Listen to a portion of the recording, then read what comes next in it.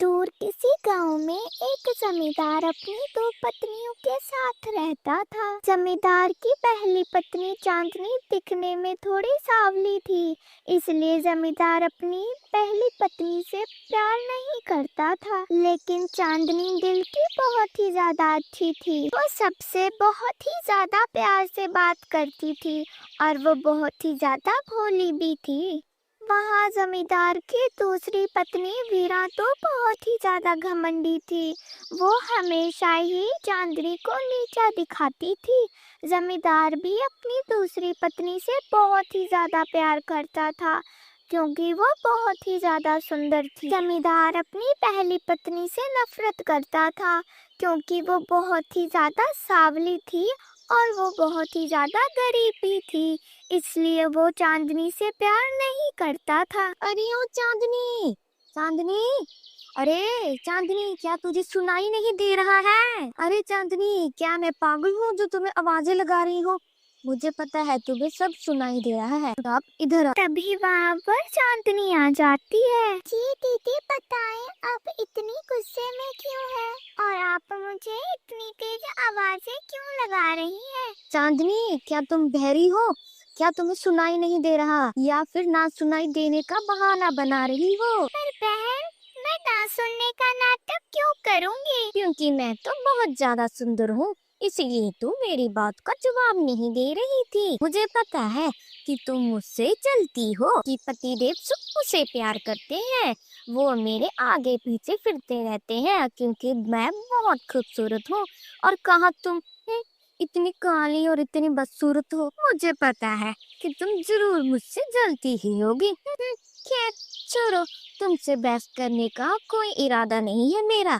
तुम बस काम करो जल्दी जल्दी से। पर वीरा बहन, आप भी कुछ काम कर लिया करो। इतने बड़े घर में मैं अकेली काम नहीं कर पाती हूँ। क्या क्या कहा? काम काम वाम मुझसे नहीं होता। अगर मैं काम करूंगी तो मेरे हाथ खराब हो जाएंगे और लाल पड़ जाएंगे। सुंदर लोग कोई भी काम नहीं करते। काम तो तुम जैसे लोग करते हैं जो देखने में बिल्कुल भी बदसूरत होते हैं। तुम्हें अपने इस चेहरे पर बहुत ही ज्यादा घमंड है ना? कोई बात नहीं, देखना एक ना एक दिन तुम्हारा ये घमंड जरूर टूटेगा। अब मैं इस घर से कहीं दूर जा रही हूँ। मैं और इस घर में नौकरानी बनकर नहीं रह सकती। मैं यहाँ से जा रही हूँ। लगता है कि तुम्हें गुस्सा आ गया और तुम यहाँ से जाना चाहती हो। ठीक है, तुम जा सकती हो। मुझे पता है आखिरकार तुम जाओगी कहाँ। तुम्हारे माँ बाप के पास इतने भी पैसे हैं क्या वो तुम्हें 2 वक्त का खाना खिला सके? आखिरकार तुम्हें यहाँ ही आना पड़ेगा। जब तुम वापस आओगी और मैं तुम्हें धक्के मार के बाहर निकाल दूंगी। चांदनी को ये सब सुनकर बहुत ही ज्यादा बुरा लगता है। फिर चांदनी वहां से चली जाती है। फिर वो जंगल में चली जाती है। जंगल में उसे एक सूखा पेड़ दिखता है। वो उस सूखे पेड़ को देखकर कहती है, अरे ये पेड़ तो बहुत ही ज्यादा सूख गया है। मुझे इस पेड़ को पानी देना होगा। फिर चांदनी उस पेड़ को पानी दे देती है और वहाँ से आगे चली जाती है। आगे कुछ ही दूर पर चांदनी को एक बाबा जी नजर आते हैं।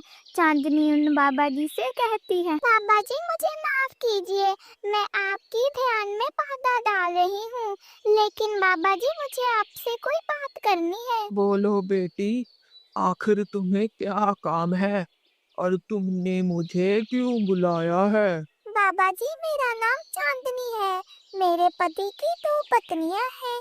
एक मैं हूँ और एक वीरा है। वीरा बहुत ज्यादा खूबसूरत है, इसलिए मेरा पति सिर्फ वीरा का ही अपनी असली पत्नी मानता है।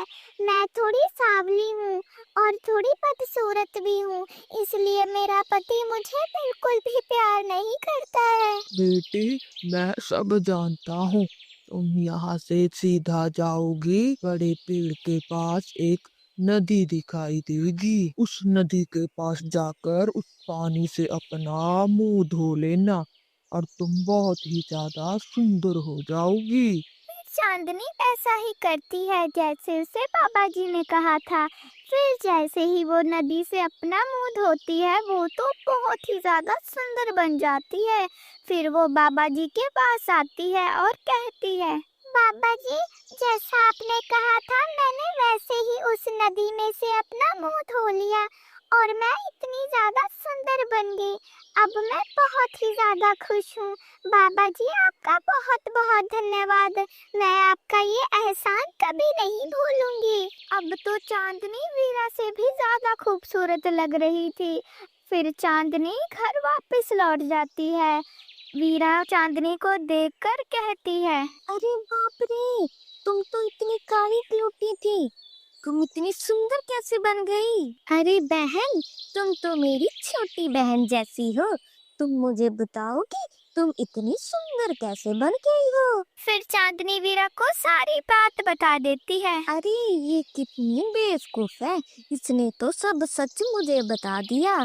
पर इसे क्या पता कि मैं कल ही जाकर वहाँ उस नदी में जाकर मुंह धो लूंगी और मैं इससे भी ज्यादा सुंदर हो जाऊंगी। फिर अगली ही सुबह वीरा भी उसी जंगल की ओर निकल जाती है।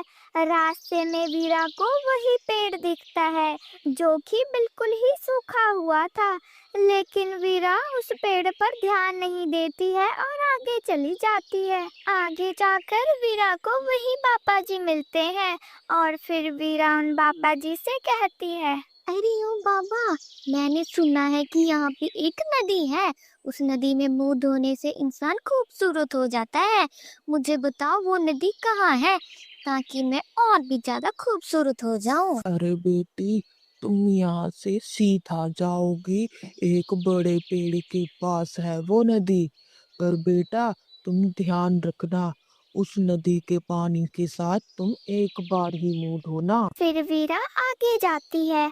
आगे जाकर वीरा को वही तालाब मिलता है। वीरा उस तालाब के पानी से अपना मुंह धोने लग जाती है, लेकिन वीरा उस तालाब के पानी से एक बार नहीं बल्कि बहुत बार अपना मुंह धोने लग जाती है। उल्टा वीरा गोरे होने की जगह पर काली हो जाती है। वो तो ये सब देखकर बहुत ही ज्यादा डर जाती है और कहती है, अरे बाप रे बाप, मैं इतनी काली कैसे हो गई? मैं तो इतनी सुंदर थी। मैं अभी उस बाबा जी के पास जाती हूँ और उसे जाकर बताती हूँ कि मैं तो काली हो गई। लगता है उस बाबा ने मुझे गलत रास्ता बता दिया। फिर वीरा उस बाबा के पास चली जाती है। अरे बाबा, ये देखो मेरे सुंदर से चेहरे को क्या हो गया है। मुझे लगता है कि आप भी उस चांदनी के साथ पिए हुए हो। मैं इतनी सुंदर थी, इतनी काली मैं कैसे हो गई अब? बाबा जी कुछ तो बोलिए, ये मेरे साथ क्या हो गया है? बाबा जी मुझे माफ कर दीजिए, बस आप मुझे पहले जैसी बना दीजिए। तुम सभी को बहुत ही नीचा दिखाती थी क्योंकि तुम बहुत ज्यादा सुंदर थी। अब तुम लोग सारी उम्र ऐसे ही रहोगी। तुम्हें अपनी खूबसूरती पर ज्यादा ही घमंड था। मैंने तुमसे बोला भी था कि उस पानी से एक बार ही मुंह धोना, लेकिन तुमने मेरी बात नहीं मानी। वैसे जो भी हुआ अच्छा ही हुआ। तुम्हें अपनी खूबसूरती पर बहुत घमंड था। तुम्हारी यही सजा है। अब तुम सारी उम्र बदसूरत बनकर ही घूमोगी। फिर वीरा को सारी उम्र ऐसे ही रहना पड़ता है। वीरा को अपने घमंड और अपने लालच की सजा मिल ही जाती है। प्यारे दोस्तों, अगर आपको ये हमारी कहानी अच्छी लगी तो हमारे चैनल को सब्सक्राइब करना मत भूलना। वीडियो को लाइक शेयर कमेंट जरूर करना। धन्यवाद।